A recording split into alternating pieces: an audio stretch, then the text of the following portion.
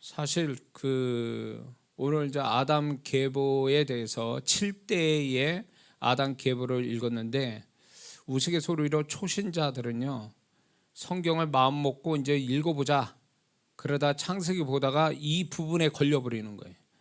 알 수도 없는 이름들이 쭉 나오니까 흥미를 잃어버려. 거기다 이제 레위기까지 넘어가면 골치 아프거든요. 그래서 성경 읽는 재미를 잃어버려요. 그래서 이게 구약은 안 됐다. 신약을 읽다가 마태복음 1장부터 보면 더 진리죠. 거기에 막 계보가 나오니까 예수 그리스도의 계보가 쭉 나오니까 지금 세대 족보를 뭐 자기 집에 족보도 안 보는데 성경 안에 족보를 보니까 이름도 생소하고 이런 것 때문에 성경을 읽는 걸 포기하는 성도들이 있다, 초신자들이 있다, 이제 우스갯소리가 있습니다. 그래서 오늘 이제 그걸 쭉 읽었는데 저도 이제 이게 발음이 잘 안 돼요. 너무 익숙지 않으니까 여러분들도 그럴 겁니다. 그런데 왜 하나님이 알 수도 없는 사람들의 계보의 이름을 왜 우리가 보게 하셨느냐라는 게 이제 오늘 말씀의 핵심이 될 겁니다. 성경 안에는 우리가 다 아는 것처럼 온갖 사람들과 또 사건들과 또 그 속에 하나님의 설명하시는 또 하나님의 어떤 메시지가 성경을 이루고 있거든요. 그래서 다양하게 기록된 하나님의 말씀에 이제 공통점이 있는데 그게 뭐냐면 기록된 하나님의 말씀 속에는 하나님의 마음이 흐르고 있다라는 것입니다. 그래서 성경을 읽고 듣는 자들은 지식적으로 성경을 알 것이 아니라 그 말씀 밑바닥에 흐르고 있는 그분의 마음, 그분의 생각을 읽고 느끼고 경험하는 것이 성경을 진정으로 아는 자가 되는 것입니다. 그래서 성경을 세상 지식처럼 이렇게 딸딸 외워서 암기하고 지식적으로 머리에 채우는 기억하는 그 자체가 성경의 목적은 아니에요. 이건 성경을 잘못 보는 겁니다. 성경은 결국 성경의 창세기부터 요한계시록까지 이 모든 일들의 표면적으로는 사람 이야기고 사건 이야기고 그분의 말씀인데 그 말씀 밑바닥에 뭐가 창세기부터 요한계시록까지 흐르냐면 이 말씀 한 구절 한 구절 한 단어 속에 하나님의 마음, 하나님의 감정이 하나님의 생각이 그 성경 속에 흐르고 있다라는 거죠. 강같이. 그래서 그거를 발견하는 거, 그걸 느끼는 거, 그걸 깨닫는 거, 그것이 진정으로 성경을 아는 자라는 것을 우리가 잊지 말아야 될 줄 믿습니다. 그래서 성경을 무엇을 봐도 왜 하나님이 이렇게 낯설고 의미도 없는 것 같은데 왜 이걸 기록해 놓으셨을까 할 때 하나님은 의미 없는 걸 기록해 놓은 적이 없으시다는 거죠. 분명히 그 의미가 있다는 거예요. 이런 것들을 뭐 주석을 찾아본다든가 그래서 하나님의 마음을 깨닫는 거죠. 누군가에게 나에게 무슨 말을 했어요. 정신 멀쩡한 사람이 나를 생각한 사람이 무슨 말을 했단 말이에요. 그럴 때 그 말을 그냥 옆집 개가 짖는 소리로 그냥 무의미하게 듣고 지나치는 사람은 없을 거란 말이죠. 그렇게 말할 때는 곱씹죠. 소위 말해서 누군가 날 생각해서 무슨 말을 했다면 어른이 말했다면 그걸 계속 생각해서 왜 그랬을까? 그분이 어떤 마음으로 나한테 이런 얘기했을까? 이렇게 생각해 보는 게 정상적인 사람의 모습이잖아요. 그렇다면 성경은 더 말할 것도 없어요. 성경은 하나님이 우리가 무의미하게 보이고 나하고 상관없는 것 같고 복잡한 것 같은데 그 속에는 하나님이 뭘 얘기하고 싶어하는 하나님의 생각, 하나님의 감정이 있다라는 거예요. 그 단어 속에 한 구절 속에 우리는 그걸 발견한 것이 신앙이 정말로 우리를 변화시키고 그게 우리에게 믿음을 주고 그것 때문에 소망을 갖고 그거에 확신을 갖는 것이 신앙생활이라는 거, 우리가 성경을 보는 정말 제대로 보고 있는 모습이라는 걸 우리가 잊지 말아야 될 줄 믿습니다. 그런 의미에서 성경을 본다면 오늘 본문 아담 계보 속에 있는 낯선 사람들의 이름과 나이 또 자녀 이름을 아는 것은 정말 어떤 면에서 보면 지루할 수 있습니다. 아무런 의미를 발견하지 못할 수도 있습니다. 그런데 지금 본문의 7대로 거친 아담 계보를 통해 우리는 오늘 이 계보를 기록하신 하나님의 생각을 좀 발견하려고 합니다. 이 계보를 가만히 보면 공통점이 있는데 사람 이름과 어떤 이름을 가진 자녀를 낳고 또 몇 살에 죽었다라는 게 반복되어 나오고 있습니다. 그럼 이것이 무엇을 의미하는가? 하나님은 우리에게 무엇을 알리기를 원하시는가를 좀 우리가 생각해 볼 필요가 있습니다. 저는 이 아담의 7대 계보를 보면서 부러운 것 하나가 있습니다. 이거를 알아보기 전에. 그게 뭐냐면 이들은 적어도 800년에서 900년을 살았다는 겁니다. 그리고 심지어는 무드셀라는 969세, 1000년에 가까운 세월을 살았다고 기록하고 있거든요. 그들이 건강하게 살다가 죽었는지 아니면 병들어 고생하다 죽었는지 재미있게 살다가 죽었는지 재미없게 살다가 죽었는지 알 수는 없어요. 그러나 제 욕심으로는 하나님이 정하신 나의 날이 있지 않습니까? 사람마다 다 그 정한 날에 그들의 30년만 뚝 떼어가지고 저한테 좀 연장시켜 줬으면 좋겠어요. 제가 읽다 보니까 아니 이거 100세도 제정신 가지고 병 안 들고 사는 것도 힘든 세상에, 그때 당시에는 뭐 이게 노아의 홍수가 오므로 성경학자들은 말하기를 기후가 이게 바뀌어졌다. 전체적으로 지구 땅덩어리에 모든 그 장수할 수 있는 기후적인 조건이 다 없어졌다. 그래서 그때부터 수명이 줄기 시작했거든요. 아담 이후로, 홍수 이후로. 그래서 여기까지 왔는데 저는 이걸 보면서 나이도 이만큼 되니까 좀 저보다 좀 나이 드신 강지수님도 계시고 그렇지만 조금 더 건강하게 이들이 건강하게 살았더만 한 30년 툭 뛰어가지고 제가 하나님의 은혜로 저한테 주시면 좋겠다 이런 생각이 듭니다. 이 젊은 친구들은 그런 생각 없지만 나이 드신 분들은 아마 그런 생각이 있을 거예요. 그렇습니다. 그런데 분명한 것은 이 7대의 아담 계보 속에 6대 계보를 통해서 하나님이 우리에게 가르치시고 싶은 중요한 것이 있는데, 그것은 무엇이냐면 하나님의 입장에서, 하나님의 시각에서 볼 때에 아무리 오래 살고 그 세월 속에 무수히 수많은 일들을 겪고 살고 나름 이루어 놓은 것도 있다 해도 그의 인생이 하나님과 관계가 있거나 하나님이 의미를 두시는 것이 없다면 그것은 태어나서 먹기 위해 살고 자기 새끼를 낳고 또 살다가 죽은 짐승과 다를 바가 없다는 것을 강력하게 우리에게 알려주시는 것입니다. 이 계보 속에 하나님이 의미 있게 보신 것은 단지 그들의 존재를 알리는 이름과 자신 누구를 낳았다는 것과 그것밖에는 없다라는 것입니다. 그 이상도 그 이하가 아니라는 것입니다.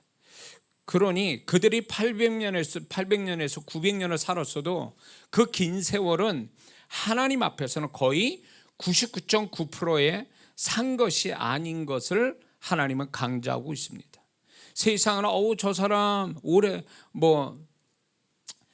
살았네, 90세 100세 오래 살았네 그러면서 건강해 사셨네 그러면서 존경하고 부러워하고 이럴 줄 몰라도 하나님 앞에서는 그게 하나님과 관계되거나 하나님의 의미가 있다라는 것, 가치가 있다라는 것을 하나님이 인정하지 않는 한 그 인생은 안 산 거와 같이 돼버리는 거라는 거죠.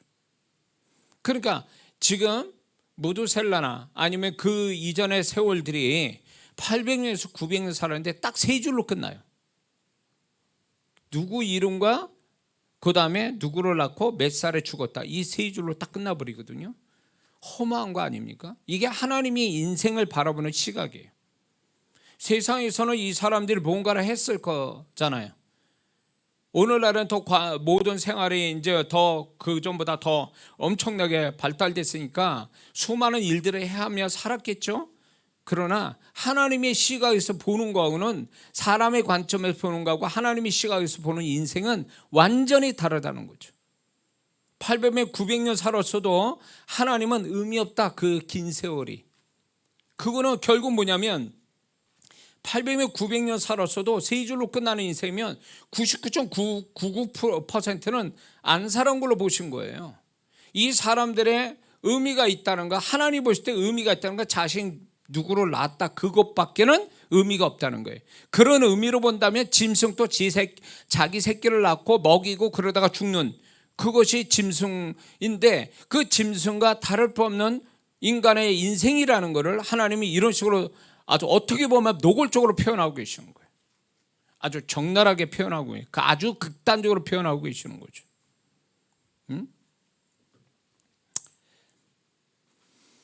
인간으로 보면 긴 세월과 그동안 한 일과 자녀를 몇 명 낳고 살아가면서 사람과의 관계를 맺고 사는 것이 의미 있을지 몰라도 이 땅에 생명을 주신 하나님의 시각으로 보면 자녀를 낳은 의미 외에 거의 세상에서 안 산 것처럼 보이는 것입니다. 왜 자녀를 낳았다는 걸 하나님이 거기서 그거는 또 기록해 놓으시는가 라고 할 때에 생명은 하나님을 도우거든요. 생명은 하나님이 주시는 거거든요. 그러니까 하나님이 주신 것이기 때문에 하나님이 자녀를 누구를 낳았다는 건 하나님이 생명을 주셨기 때문에 그 자녀가 나온 거니까 하나님의 시각으로 볼 땐 의미가 있는 거예요. 자녀를 낳았다는 게.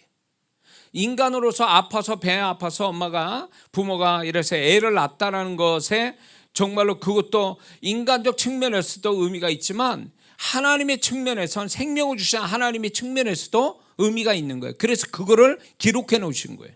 근데 그 외에는 하나님이 이들의 생애 속에는 하나님의 의미를 찾는 게 없다라는 게 이 아담 계보, 6대 계보의 문제점이 여기 있는 거죠.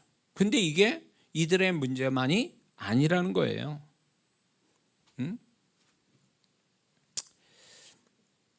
하나님의 입장에서 자녀를 낳은 거에 하나님의 관심사항이 그 긴 세월 동안 그들에게 없었다라는 거죠. 이것은 인생의 비극입니다. 인생의 비극이 돈이 없어서 비극이고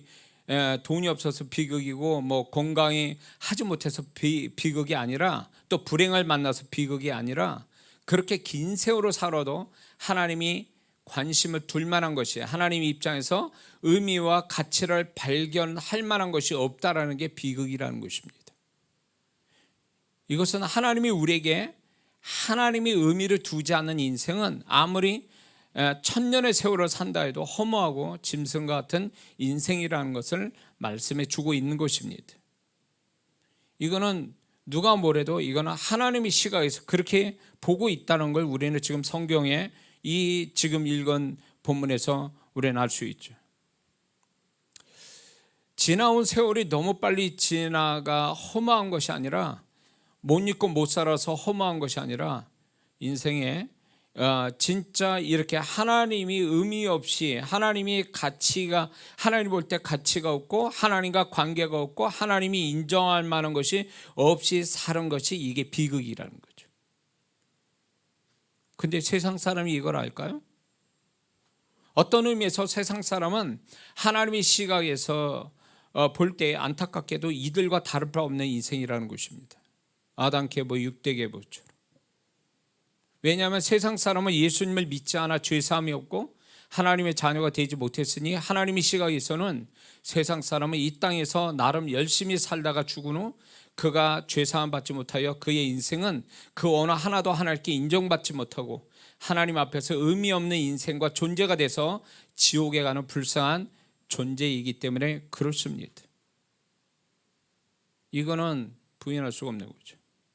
세상 사람들이 제가 지금 말한 이 말을 들으며 분노하면서 인정하지는 않겠지만 그렇다고 하나님이 정해놓으신 진리가 바뀌는 건 아니에요. 그들이 아무리 세상 사람이 니까 된 게 무슨 그런 말 하냐, 나 욕하는 거지, 그래도 그런 말을 해도 저는 이 말을 할 수밖에 없는 거예요. 이 세상 사람은 예수 믿지 않으면 그의 인생은 하나님 앞에서 안 산 걸로 보는 거예요. 안 산 걸로 끝나는 게 아니라 예수 안 믿으면 죄밖에 없는 거예요. 그 존재는. 그래서 하나님 앞에 할 때 이 죄 때문에 죄사함 받지 못하고 이 세상 떠났기 때문에 이 사람은 결국 죄사함 받지 못한 그 대가로 지옥에 가는 거예요. 이건 정해놓은 거예요. 근데 이 세상 사람은 이 엄청난 진리를 믿지 않죠. 사단이 믿지 못하게 혼미하게 만들죠. 예수 그리스도를 우습게 여기게 만들죠. 우리가 누구나 다 한번 살다가 죽는 것이 정해지고 그 위에 하나님의 심판이 있는데 죽으면 아무것도 없는 게 아니라 죽으면 또 다른 세계에서 태어나는 거거든요. 그 세계는 천국과 지옥밖에 없어요. 근데 자기가 선택하는 게 아니라 우리가 부모로 선택하고 이 세상에 태어나지 않은 것처럼 선택해서 이 세상 태어난 게 아닌 것처럼 우리가 이 죽음 너머의 천국과 지옥도 내가 선택되는 게 아니죠. 우리가 그 세계에서 천국과 지옥은 오직 예수 그리스도 그분에 의해서 그러니까 내가 어떻게 갈지는 이미 결정 나버린다는 것입니다. 그래서 예수 믿으면 죄사함 받아서 천국 가지만 예수 안 믿으면 결국 죄사함을 받지 못했기 때문에 그의 존재는 죄와 함께 지옥에 가는 수밖에 없는 게 하나님이 우리에게 말씀해 주는 진리죠. 우리는 그 진리를 믿고 지금 열심히 예수 믿고 살아가고 있는 거고요. 이게 기준점이라는 거죠. 하나님 보는 관점은 세상은 딱 하나님 보는 관점은 두 종류밖에 없어요. 예수 믿냐 안 믿냐 이거예요. 세상 사람은 여러 가지로 사람을 구분하지만 하나님의 시각에서는 예수 믿냐 안 믿냐, 예수님 믿으면 천국이야 안 믿으면 지옥, 이걸로 딱 구분되는 거야. 세상은 두 종류밖에 없어요. 그래서 하나님의 시각에서는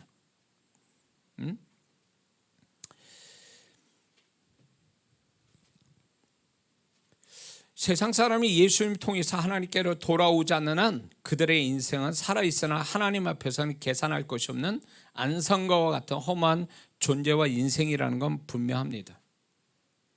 그러나 우리는 성령님을 통해서 예수님의 십자가의 피로 구원받아 하나님 자녀 되어서 구원받기 전 인생은 하나님의 은혜를 기억하지 아니하시죠. 그리고 예수 믿고 구원받은 후부터 우리는 하나님께 존귀하고 의미 있고 가치 있는 존재와 인생이 된 것에 대해서 우리는 평생 감사할 일이라는 것을 우리는 알아야 될 줄 믿습니다. 그런데 믿는 자로서 우리는 정말 하나님이 지금 살아가고 있는 나의 존재와 신앙과 삶을 바라보실 때 하나님이 의미를 두시고 가치를 발견할 만한 것이 있는가, 하나님이 나를 보시면 인정할 만한 것이 있는가, 이거는 또 다른 문제라는 거죠. 예수 믿고 난 다음에 가만히 있다고 물론 우리가 그분으로부터 존귀한 자가 되어졌지만 내가 정말 살아가는 내가 방구석만 처박혀서 사는 건 아니잖아요. 우리가 어떻게든 우리가 활동하고 살아가는데 중환자실에 있지 않는 한 우리가 활동하며 살아가는데 그 모든 것들이 과연 하나님 바라보실 때에 저 예수 믿는 구원받은 자처럼 존귀하게 사는구나, 나를 기쁘게 하며 정말 그 하는 모든 것들이 내가 볼 때 의미가 있고 가치가 있고 내가 축복할 만한 그렇게 인생을 사는구나, 이거는 또 다른 문제라는 거예요. 근데 오늘날 많은 성도들이 예수 믿고 구원받은 다음에 그 하나님이 나를 존귀하게 만드시고 의미와 가치가 있는 존재로 인생을 만드신 거에 합당하게 살아가기를 힘써야 되는데 오히려 반대로 가는 사람이 있다는 거죠. 지금 세상 바깥에 있는 예수 안 믿었지만 세상 사람같이 살아가는 사람들, 교회 생활 안 하고 세상 사람처럼 살아가는 사람들은 하나님이 그 희생에서 그 엄청난 희생을 통해서 구원시켜 주신 것을 그만큼의 나를 아끼시고 나를 존귀하게 만드시고 나를 가치 있는 존재로 만드신 거에 대한 보답으로서 살아가도 모자를 판에 오히려 반대로 옛날같이 의미도 없고 가치가 없고 하나님께 징계받고 분노할 만한 삶으로 돌아갔다, 그런 존재로 살아간다면 이건 과연 어떻게 해석해야 될 거냐라고 할 때 그러게 되면 그의 인생은요 이 아담 계보의 6대 계보의 사람들과 동일하게 보신다는 거예요. 구원받았으나 구원받은 자답게 살지 않는 것, 그렇게 된다면 그 사람의 인생은 안 믿는 자의 취급을 당할 수밖에 없다라는 거예요. 그러면 이런 사람은 정말 과연 이 사람이 이렇게 구원받았으나 평생을 예수 안 믿는 사람처럼 살아가서 그 사람 죽으면 천국 갈 수 있다? 저는 그렇지 않다고 봅니다. 제 개인적으로 볼 때는. 그렇게 구원이 하찮은 거냐고요. 그렇게 구원받은데 별짓을 다 하고 주님 안에서 안 살고 교회 바깥에서 그렇게 사는 사람이 천국 간다? 그럼 모토로 고생해. 이렇게 왜 고생해 우리가? 왜 이렇게 신앙생활 해야 되냐고? 우리가 그분의 은혜로 받아서 구원의 은혜에 보답하기 위해서 신앙생활을 하는 건데, 이 보답은커녕 오히려 예수님을 비웃듯이 십자가로 다시 한번 못 박게 하는 세상에 살아가는 그 사람이 과연 구원받은 자냐는 거예요. 그 사람이 죽으면 정말 천국 들어갈 자신이 있느냐는 거예요. 오늘날 이렇게 얘기하는 사람이 있어요. 한번 구원받으면 영원히 구원받은 거다. 무슨 짓을 해도 그 사람은 구원받았으니까 구원이 취소되지 않고 천국 갈 수 있다? 굉장히 위험한 얘기예요. 이거는 굉장히 위험한 얘기라고. 그렇다면 정결하게 성경에 바울 서신은 신앙의 어떤 활용서, 신앙을 어떻게 신앙생활을 해야 될지를 가르쳐 주시는 게 바울 서신에 나오는데, 그러면 바울이 교회 생활을 열심히 하라는 거와 거룩하게 살아야 된다는 이 말은 무슨 얘기냐고. 그게 하나님의 음성이고 하나님의 뜻인데, 그렇게 안 산다면, 반대로 산다면 과연 그 사람이 구원받은 자의 모습이냐고. 아니에요. 이단이에요. 구원받으면 영원히 취소 안 되는 구원이라고? 그 별짓을 다 하고 살아도 된다고? 위험한 사상이죠. 위험한, 성경이 말하는 게 아니에요. 그렇게 우리의 구원이 별짓을 다 하고 살아가도 용서받을 수 있는, 그 사람이 그러다가 딱 죽어서 천국을 너끈하게 들어가는 거라면 우리가 잘못 믿고 있는 거예요. 그렇게 되면 우리 신앙을 왜 거룩하게 살아야 돼요? 왜 주의를 지켜야 되고, 왜 말씀대로 순종하며 살아가야 될 이유가 없는 거예요. 그렇게 되면 그 사람, 우리가 그렇게 사는 우리가 바보 되는 거예요. 이건 분명 잘못된 거죠. 근데 오늘날 믿는 자들이 세상에 사는 성도나 간혹가다 이상하게 얘기하는 이런 거짓 선지자들이 그런 얘기를 한단 말이에요. 속지 마세요. 그런 데 가지 말라고. 구원의 수준이 그렇게 낮을 만큼에 예수님이 그렇게 가볍게 우리 위해서 십자가에 죽으신 분이 아니라고요.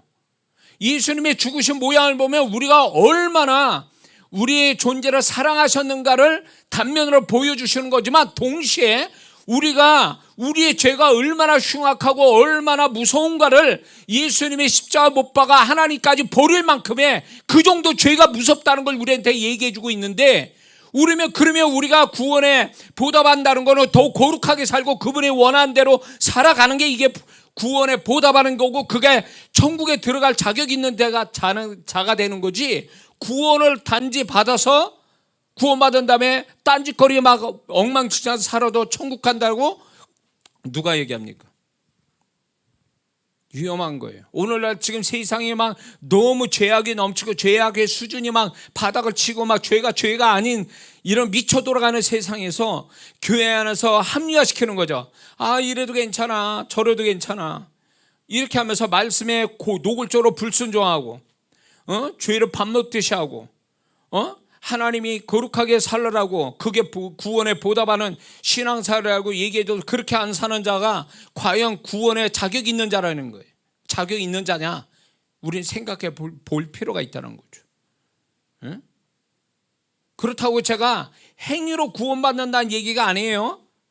행위가 있어야 구원받는다. 그 과거에 그 바울 서신에도 나오지만, 행위로 구원받아야 구원받은 거다. 율법을 지켜야 구원받는다. 믿음으로 구원받았지만 율법까지 같이 지켜야 된다. 이렇게 얘기하는, 그래야 구원이 완성된다라는 얘기는 아니에요. 그 얘기는 아니에요. 우리가 구원받았으면 구원받은 자답게 살아야 된다라는 거예요. 그거를 위해서 사복음 외에 바울 서신이 신약의 반을 기록하게 하신 하나님의 이유가 여기 있는 거예요. 교회 생활을 어떻게 해야 되는지, 개인의 영혼을 어떻게 지켜야 되는지, 이런 거를 가르쳐주는 신앙생활의 지침서가 바로 바울 서신이거든요. 거기서 뭐라고 얘기합니까? 이래도 된다고 그래요? 세상과 짝하고 살면서 그렇게 살아도 된다고 그럽니까? 야고보서 뭐랍니까? 세상과 짝한 자는 하나님과 원수 된다고 그랬어요. 원수된 자가 구원받아 천국 갈 수 있느냐고. 근데 오늘날 너무 많이, 그러니까 그런 목사님들은 없겠지만은 이상한 거짓 선자들이 교훈적인 어떤 착하게 살아야 되는데 그걸로 다 신앙생활 잘하는 걸로 생각하고, 수준을 자꾸 낮춰가지고 신앙의 어떤 정도를 걷는 게 아니라 하나님 원하는 방향으로 흘러가는 게 아니라 엉뚱한 대로 자꾸 흘러가고, 지금 여러분들이 우리가 뭐 유튜브 같은 게 발달돼 가지고 별 소리 다 하는 사람들, 그 신앙이 이상한 소리 하는 사람들 많은데 그런 거 조심하세요. 그런 거 물들어 버리면 신앙 완전히 막 박살납니다. 진짜 하나님도 인정하지 않는, 하나님이 칭찬도 하지 않는, 축복도 안 하는 신앙의 어떤 모양을 가지고 그 방향으로 흘러갔다는 끝나는 거예요. 그렇게 되면. 그러니까 교회가 필요하고 멘토가 필요하고 목사가 제대로 된 목사가 영혼들에게 필요한 이유가 여기 있는 거예요. 이해가 되십니까? 마태복음 7장 22절에서 23절에 보면은 다 아는 것처럼 그날에 많은 자들이 와서 우리가 주님 앞에서 우리가 주의 선지자 노릇도 하고 귀신도 쫓고 권능을 행하나이다. 그러니까 주님이 뭐라 했습니까? 잘했다 칭찬했습니까? 이 불법의 행자라 내게서 떠나라. 내가 너를 도무지 모르겠다. 마태복음 23장에 가서도 그 종교 지도자, 유대인에게 존경받는 종교 지도자들에 대해서 주님이 뭐라 했습니까? 그들의 그 내면에 타락한 내면을 가지고 주님이 그들의 행위도 인정 못 받고 얼마나 조조에 갖고 말씀하십니까? 이게 주님의 시각이에요. 이게 주님의 시각이라고.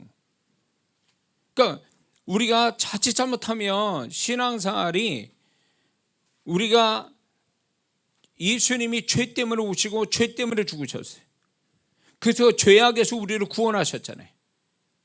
그러므로 우리는 죄악으로 돌아갈 게 아니라 날마다 회개하며 거룩함을 가지고 하나님 뜻대로 살아가는 거룩한 백성 되는 거, 정결한 신부의 신앙을 가지고 살아가는 거, 이게 구원을 이루는, 구원을 완성시켜가는 그분의 의미 있고 가치가 있는 인생으로, 존재로 살아가는 것인데, 이거는 싹 빼버리고 다른 것만 강조하고 신앙생활한다? 끝난 거예요. 거룩이 빠졌는데 무슨 신앙이 존재가 됩니까? 우리는 그분 앞에서 정말로 구원받은 자로서의 그분 앞에 인정받고 가치 있는 존재가 되려면 기본이 거룩함을 깔고 있어야 된다는 거예요. 이 거룩함은 우리가 죄를 늘 버리고 정결함을 갖는데 목숨을 걸고 여기에 아주 강박강령을 가지고 살아야 이게 마땅한 건데, 오늘날 그리스도인들 요것만 빡 빼놓고 다른 것만 강조하고 신앙생활한단 말이에요. 위험해요. 위험해. 이게 사단의 전략이에요. 교회를 타락시키는 원인이 여기 있습니다.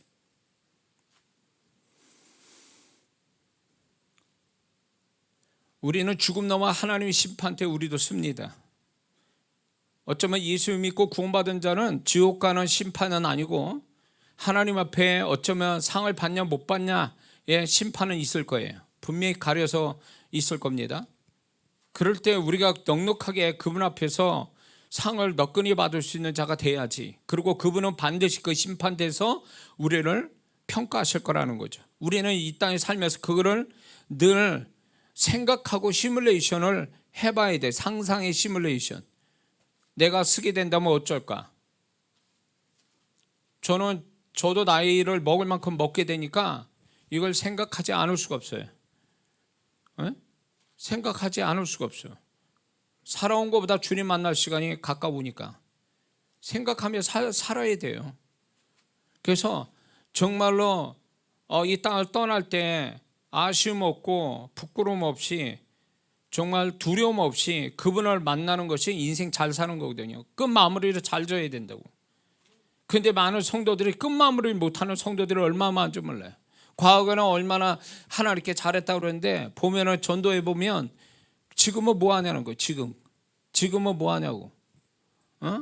세상 죄로 더러워진 그 영혼, 삶, 하나님도 보증하지 못하고 하나님이 떠난 자의 부끄러운 어떤 그의 모습, 그게 그러다 죽으면 이 사람이 천국 가겠습니까? 우리는 너무 세상 살아가는데 과거보다도 너무 세상이 바쁘게 돌아가고, 특히 우리나라는 IT가 발달돼 있고, 그리고 우리가 정보 매체가 너무 많이 발달돼 있다 보니까 거기에 팔려가지고 정신 팔려가지고 살아가서 정말 더 중요한 것이 뭔지를 그걸 생각해보며 살아야 되는데 마귀의 전략에 빠져가지고 정말 중요한 거는 무시해버리고 중요치 않는 거에 매달려가지고 생각 복잡하게 해가지고 살아간단 말이에요. 하나님도 잊어버리고, 하나님 뭘 원하는지도 몰라. 하나님 인도하심 받는 거에 대해서도 우습게 여기고 지 멋대로 살고, 그런데 무슨 하나님을 경험합니까? 어? 그러니까 우리 성도들이 교회 나오는 거 고마워요. 감사하고. 어? 그런데 주중에 뭐 어떻게 사냐고. 주중에 과연 주님과 함께 살고 정말 주님이 가르치신 그 가르침대로 살아가는지, 성도들이 그렇게 살아야 이게 진짜 신앙인데, 교회만 나오고 교회 문만 떠나면 그냥 완전히 세상 사람 돼가지고 딴 사람 돼가지고 살아간다면, 과연 이 사람이 구원받은 자고 정말 이 사람이 그의 인생이 하나님 앞에 인정받고 의미와 가치가 있는 인생을 사는 거냐라고 할 때 이건 그렇지 않을 수도 있거든요. 그 사람은 어쩌면 교회도 나와가지고 집중해서 하나님께 영광 받으시도록 하는 거 빼놓고는 아마 하나님은 어쩌면 그의 인생에 아무것도 기억 안 하실지도 모르는 거예요. 이건 비극 아니에요? 구원받기 전에 인생은 기억 안 하시니까 구원받은 다음에 인생은 우리가 이제 하나님께 계산이 되는 거거든요. 근데 하나님 앞에 긍정적으로 계산되는 건 없고, 기껏 계산해봐야 뭐 주일날 나와가지고 좀 집중해서 드려진 예배에 그것만 하나님 계산하고, 나머지 인생 몇십 년은 그냥 하나님 세상 바깥에 살 때에 주님 없이 사니까 계산이 없어. 그러니까 이 하나님이 계산해 주려고 해도 인생 필름을 아마 그분 앞에 갈 때 내 인생 필름을 돌아가겠죠. 그거 보여주시겠죠. 근데 너무 짧아. 인생 필름이 한 게 없어가지고 그분이 의미 있게 있는 것만 보여주실 건데, 성경은 다 기록해 놓은 게 아니에요. 하나님이 의미 있는 것만 기록해 놓은 거예요. 그러니까 아브라함이고 아담 계보에 있는 사람들을 하나님이 그 사람이 의미가 없으니까 세 줄로 다 끝내버리지, 창세기 22장 같은 데는 하나님이 아브라함이 이삭을 바친 사건은 한 장 전체라 할애하고 있다고요. 그러니까 하나님의 시각을 얘기하는 건데, 많은 사람들이 하나님의 시각을 볼 때 과연 의미가 있는 게 얼마나 있겠냐 그 얘기예요. 우리 인생이 이게 막연하게 들립니까? 이야기가 우리가 살아온 세월만, 야 정말 난 오래 살았구나, 허무하다, 그 긴 세월을 이렇게 짧게 가다니, 그거 아주 허무하게 생각하지 말고, 우리가 정말 주님 만날 때 내 인생에 계산해 줄 게 많아서 길어서 그걸 통해서 상 받을 그거를 생각해야지, 내가 그분 앞에 설 때에 계산해 줄 게 아무것도 없어. 그분이 볼 때 의미가 없는 것들만 인생을 살아왔기 때문에, 그러면 인생이 이거 허무한 거예요. 그때 가서 허무한 거지. 그게 진짜 허무한 건 그거라고. 지나온 세월이 허무한 게 아니라 하나님이 계산해 줄 거 없이 세상 사는 게 허무한 거란 말이에요. 아멘 해요.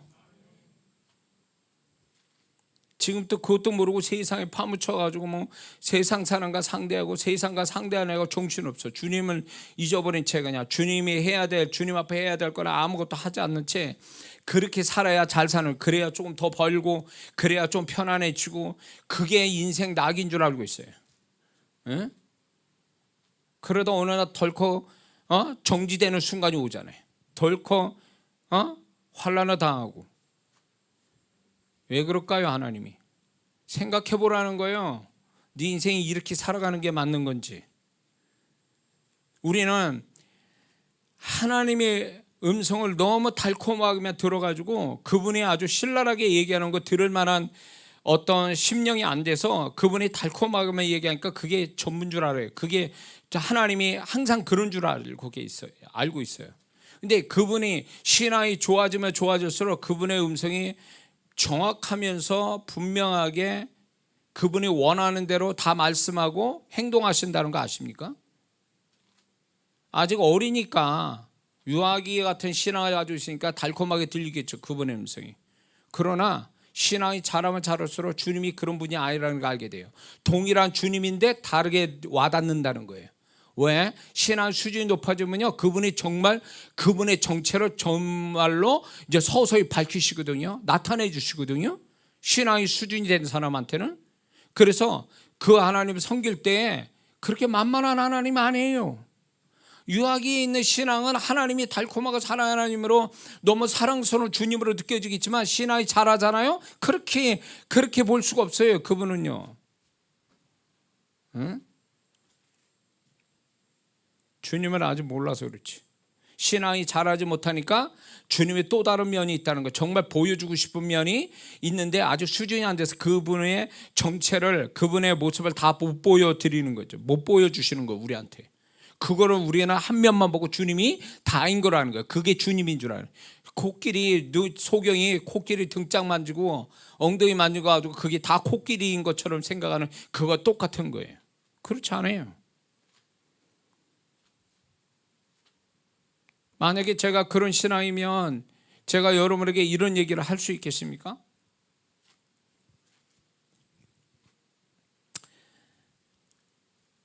저는 교회 떠나고 주님 떠난 사람은 이거는 구원받았다고 전 보진 않아요. 이 사람들은 다시 교회 들어와도 예수 다시 영접해서 다시 구원받아야 돼. 그렇지 않으면 이런 사람 가지고 혹가다 당신이 예수 믿고 언제 교회 다녔습니다. 내가 뭐 또 했습니다. 교회 생활 좀 했습니다. 근데 지금 교회 떠나서 타락해가지고 주님 버렸습니다. 교회 떠났습니다. 끝난 거예요. 그러면 이거는 이 사람을 구원받았다 하면 안 돼요. 그렇게 누가 얘기해? 내가 하나님이요? 그렇게 해가지고 당신 그때 구원받았지? 예수 영접해서 구원받았지? 괜찮아요. 이 큰일 날 소리 하는 거 이거. 자기가 하나님이요? 그 용어를 그렇게 인정해 주는 게 그게 맞다고 봅니까? 그렇게 얘기하면 안 돼요. 우리가 수준을 높여서 그 수준 높인 데서 얘기를 해야 하나님이 그래도 수준이 내가 생각한 만큼의 낮으면 그나마 나는 나아요. 그래도 하나님이 그걸 칭찬해 주세요. 그런데 그분의 수준이 여기인데 내가 낮춰버려가지고 이래가지고 괜찮아라고 하면 그 나중에 어떻게 그 낭패를 당하려고 그래요. 그러니까 우리는 신앙의 수준을 높이는 게 차라리 낫지, 자꾸 낮춰가지고 이래도 주님이 괜찮을까, 하나님이 나를 인정해 줄 거야 라고 했다 큰일 난단 말이죠. 예? 적어도 저에게 있어서 주님은요 과거보다도 훨씬 더 수준을 높여요. 너 그러면 안 돼, 너 지금. 그러면서 계속 부담을 주시는 거죠. 너 이렇게 있으면 안 돼. 그러니까 바울이 자기가 남에게 전파된 후에 내가 버림다 할까 두렵다라는 이 말을 제가 이해를 좀 돼요.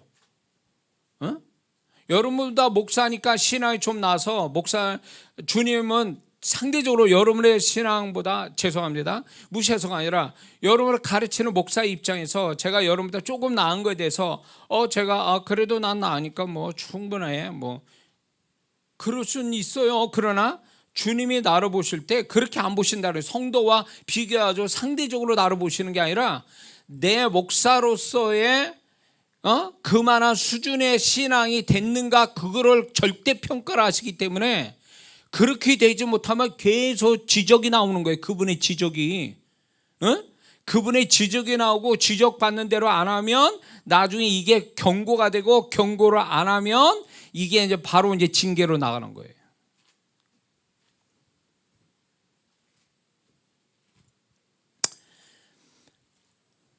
우리는 예수 믿고 사는 이상 세상이 원하는 인생을 살 것이 아니라 좀 더 주님께서 관심과 의미를 둘 만한 존재와 신앙과 삶을 사는 것이 중요합니다. 믿습니까? 만일 자신에게 주어진 시간과 힘과 재정과 재능을 주를 위해 의미 있게, 가치 있게 그분으로부터 인정받을 만하게 산다면 주님은 틀림없이 그 사람에게 다른 사람보다 좀 더 가까이 하시고 또 함께 하신 증거를 주셔서 그를 기쁘게 해주시고 또 그의 모든 걸 책임져 주시고 도우시고 그에게 은혜와 축복을 더하실 줄 믿습니다. 저는 이런 성도를 보게 돼요. 이분은 성경 지식은 좀 짧아요. 신앙 연수가 많은 것도 아니에요. 근데 제가 보니까 그 마음 중심이 주를 향해서 다른 사람보다도 굉장히 순전해요. 그래서 모든 게 좀 신앙생활 어설픈데도 불구하고 하나님이 그 사람과 함께하는 게 너무 내가 느껴지는 거예요. 그 성도는 모를 수도 있어요. 근데 저는 이제 제가 영분별을 해볼 때 그런 성도가 있어요. 막 은혜가 되고 그러면서 그 성도를 보호해주고 축복해주고 함께 하신 것이 제가 알 정도니까. 근데 그 성도를 모를 수도 있어요. 근데 저는 그걸 알게 되거든요. 그럴 때 이런 성도들이 이런 성도들이 있구나. 꼭 신앙이 뭐 영적 체험이 깊게 하고 뭐 성경 지식이 심오하게 알고 그래야 그분에게 하나님이 함께 하시는 게 아니라 괜찮아요. 그런 거 없어도 잘 신앙이 잘 모르고 뭐 그냥 어설프고 상관없어요. 근데 주님이 그 영혼에 대해서 그분의 기준이 있어요. 그분의 기준으로 이렇게 볼 때 이 영혼이 너무 하나님께 마음에 들고 하나님이 기뻐하고 하나님이 이뻐하고 막 이런 영혼들이 있거든요. 그럼 이런 영혼에 대해서 보면은 이 성도에 대해서 주님이 함께 하셔서 이 모든 걸 지키시고 물 흘러가듯이 인생이 쫙 흘러가는 게 느껴져요. 그게 또 그렇게 보여지고 말을 해요. 그게 바로 하나님 앞에 의미와 가치가 있는 존재이기 때문에 그러는 거예요. 그러기 때문에. 근데 어떤 사람은 그럴싸해요. 신앙이 뭐고 다 그럴싸해. 근데 느껴오는 게 뭐냐면 허전함을 제가 느끼거든요. 영적 분별을 해볼 때 허전함이 있어. 주님이 그 사람에게 함께 하신다는 그런 느낌을 못 받아요. 증거도 없고. 그러니까 신앙은 괜찮아 보이는데 뭔가 공허하고 외롭고 뭔가 하나님의 증거도 없고 이런 성도도 있거든요. 근데 이제 이런 게 있어요. 그 성도에 대해서 뭐가 문제인지를 저한테 계시할 때도 있지만 그 사람의 인격을 생각해서 주님이 저한테 계시 안 할 수가 있어요. 안 한단 말이에요. 이 개인적인 문제이기 때문에 그 성도에 대해서 얘기를 안 하실 때가 있어요. 그런데 분명한 것은 그 성도가 문제가 있는 거예요. 하나님은 겉을 보고 판단하신 게 아니라 그 사람의 속, 그 사람의 속, 하나님이 찾고자 하는 걸 보시고 그 성도를 어떻게 하실 건가를 그분이 그 태도를 정하시는데 분명히 이 성도는 다른 성도가 볼 때 매우 매력적이고 다른 성도 볼 때 괜찮다고 그러지만 주님이 볼 때 치명적으로 뭔가 문제가 있는 거예요. 이런 성도는 제가 보여주시고 알게 하시다는 얘기할 수도 있지만 또 주님이 그 성도가 받아들여야 알게 하는 거지 못 받아들이면 얘기를 못 해요. 그냥 그 성도가 나중에 스스로 알 때까지는 기다릴 수밖에 없어요. 그러니까 제가 보면서 굉장히 제가 사역하면서 놀라운 게 뭐냐면 내가 보는 거하고 주님이 보는 게 다르구나. 완전히 이렇게.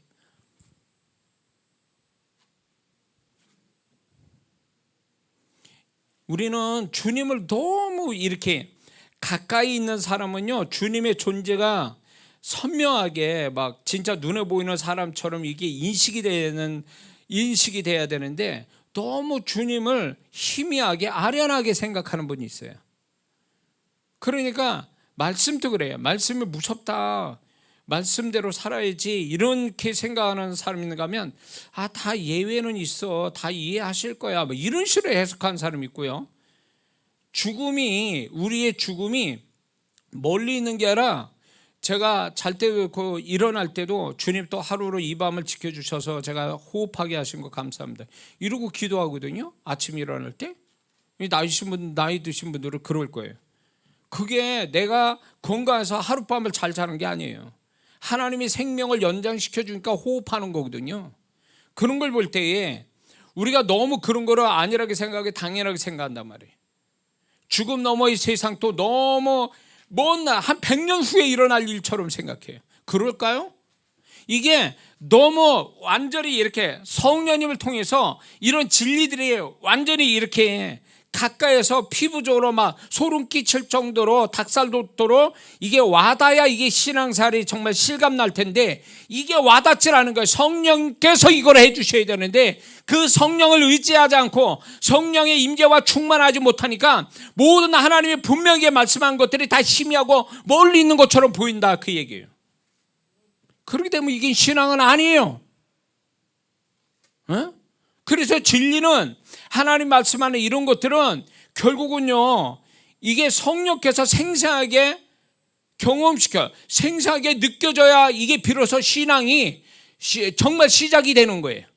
우리는 처음에는 행위 가지고 신앙생활합니다. 그런데 신앙이 정말 내적으로 생생하게 와닿는 신앙이 되려면 성령께서 이 진리에 대해서 완전히 생생하게 닭살 족도로 가까이 있음으로 해서 닭살이 돌 정도로 그 정도 성령이 생생하게 경험시켜 줘야 이제 비로소 신앙이 이제 시작되는 거죠.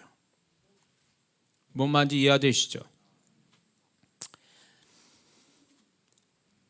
자, 그러면 말씀으로 다시 돌아왔어요. 그러면 어떻게 해야 그분과 의미와 가치와 관심을 받고 인정받는 성도가 될 수 있을까요? 그것은 7대 아담 계보의 특별한 한 사람이 나타납니다. 우리가 다 아는 것처럼 마지막에 등장하죠. 우리가 다 아는 것처럼 그는 에녹입니다. 에녹 뒤에 3대가 또 나옵니다. 근데 총 10대의 아담 계보의 사람이 나오는데 10대에서 오직 이 한 사람 에녹만이 어둠의 빛처럼 돋보입니다. 근데 왜 그럴까요? 우리가 아는 것처럼 그는 하나님과 동행하였다라고 기록하고 있어요. 굉장히 희귀한 거죠. 10대니까 얼마나 몇백 년 지나간 거 아니잖아요. 몇백 년이 뭐야? 근데 그 세월 속에 유일하게 어둠 속에 빛나는 한 사람, 에녹. 이 사람만 영적으로 기록되어 있어요. 다 육적인 거예요.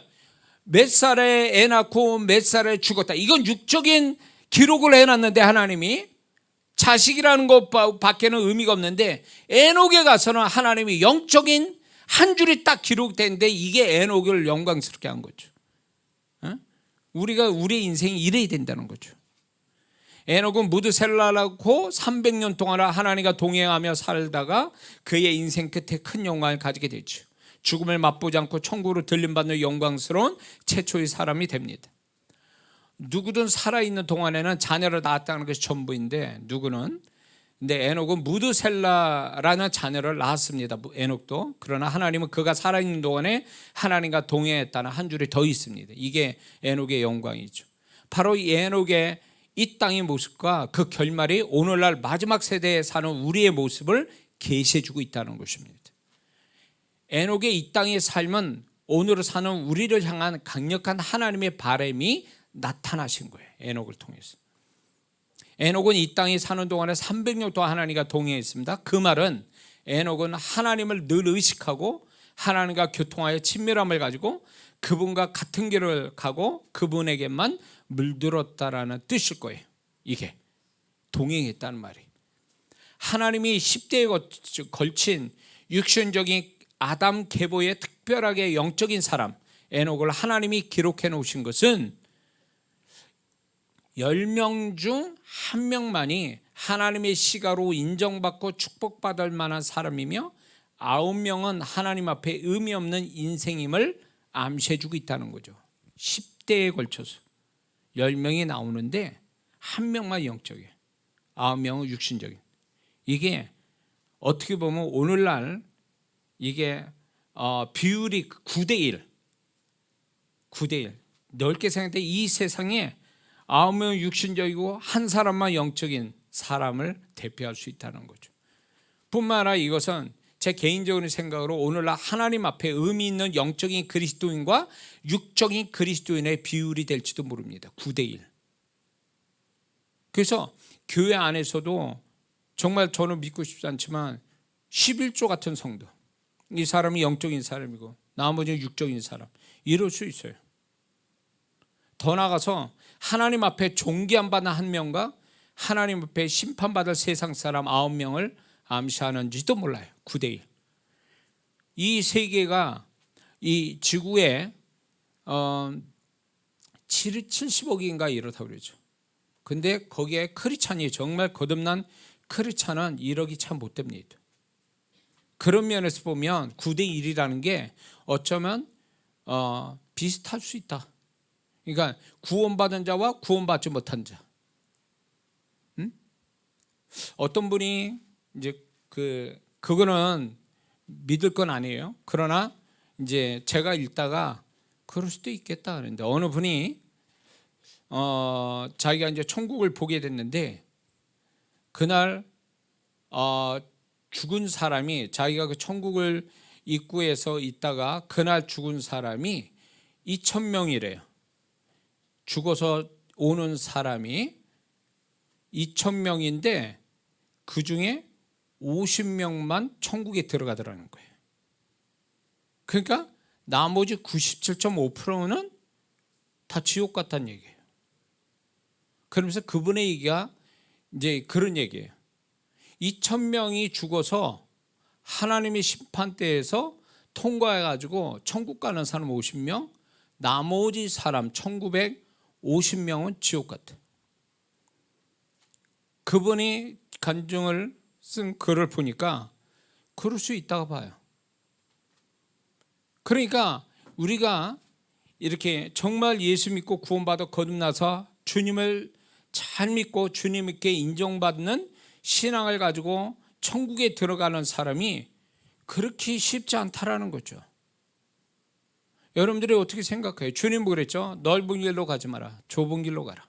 천국에 이르는 길은 길이 좁고 협착하여 그 생명의 길을 찾는 자가 적다라고 그랬어요. 그리고 수많은 사람이 큰 길, 인생의 큰 길, 구원 길이 아닌 큰 길로 간다라는 거예요.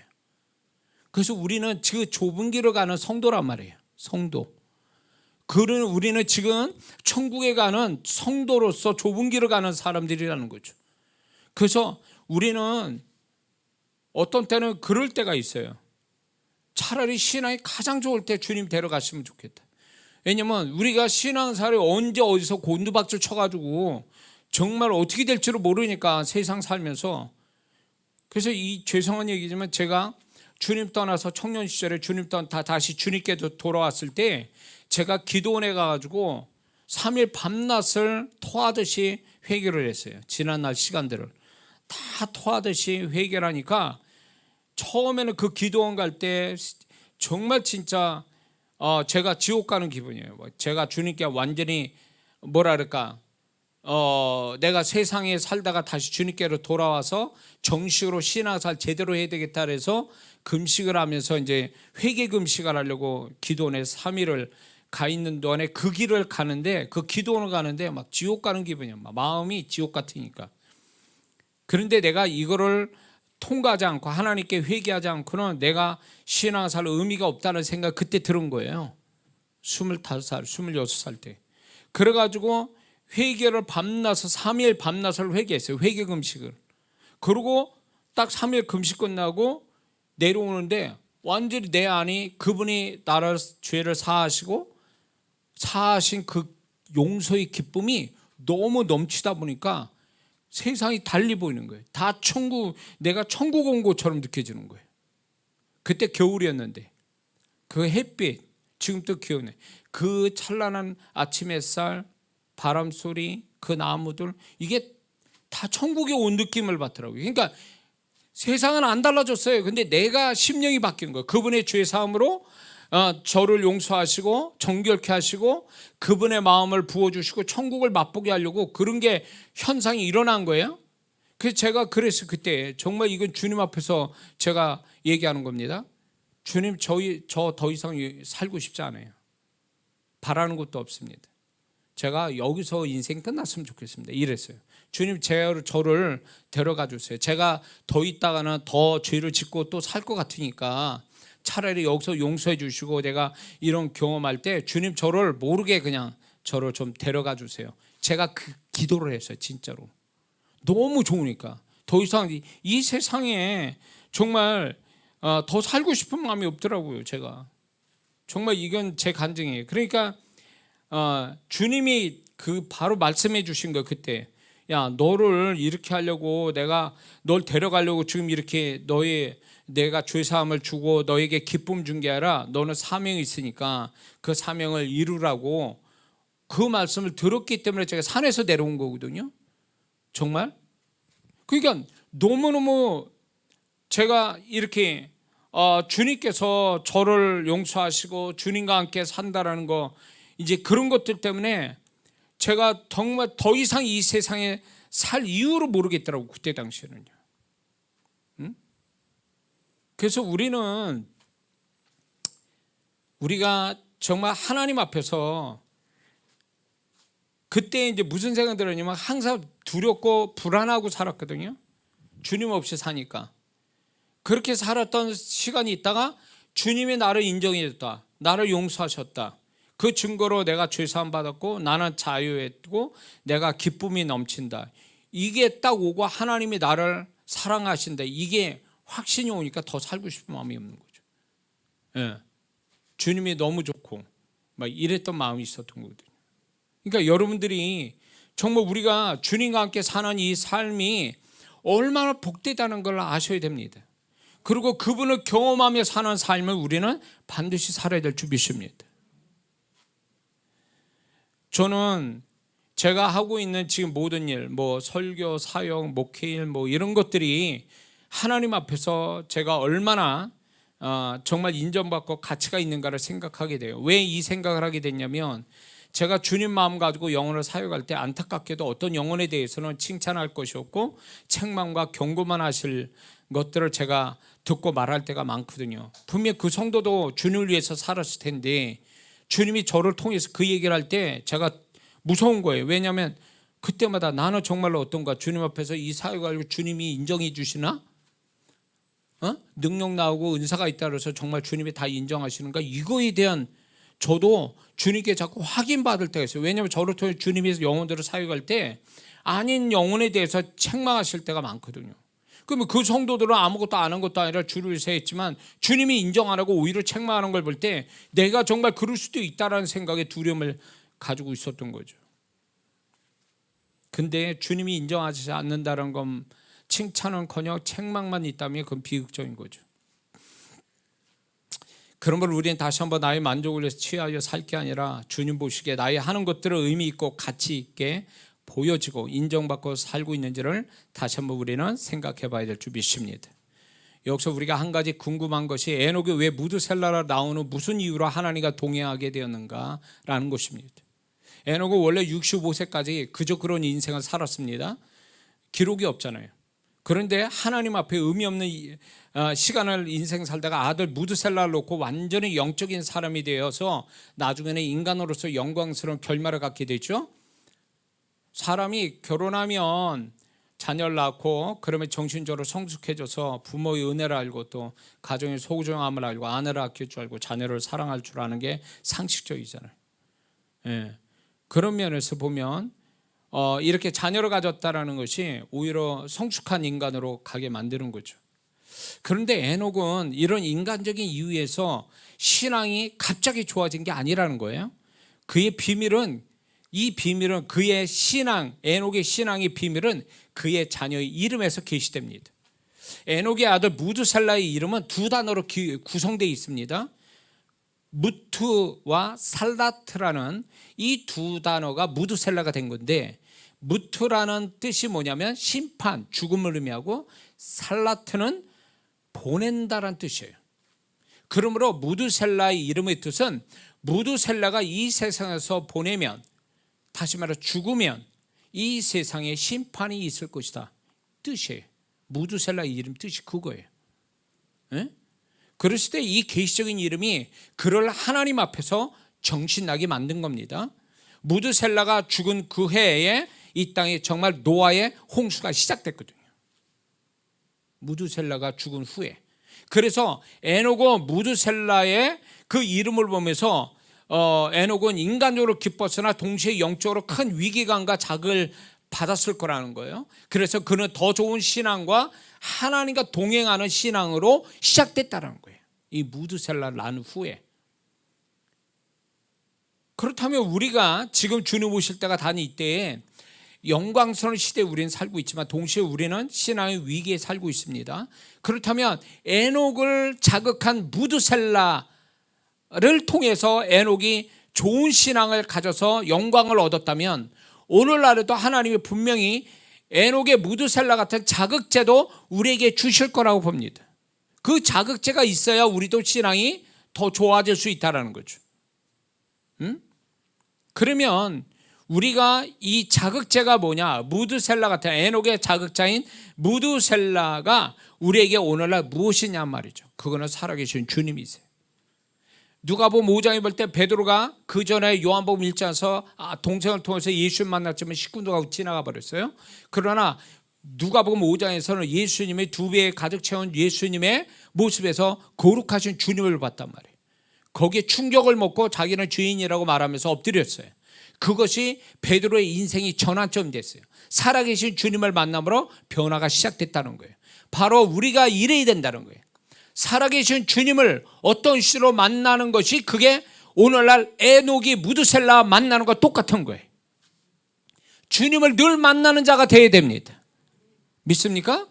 그래야 우리가 자극받고 신앙이 더 에녹같이 좋아진 신앙을 가질 수 있다는 거 우리는 알아야 될 주비십니다. 그 다음에 기록된 하나님 말씀이 무드셀라인 것입니다.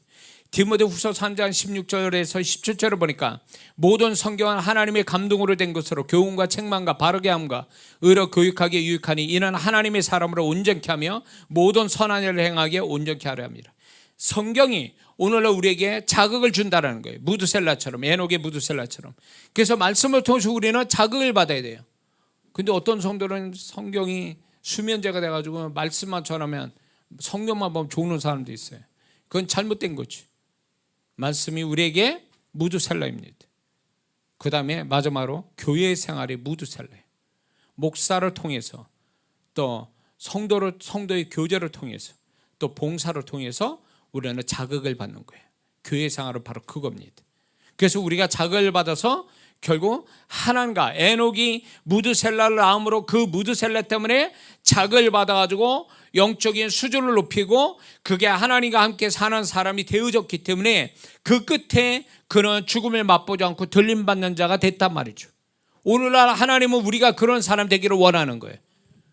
무드셀라를 만나라는 거예요.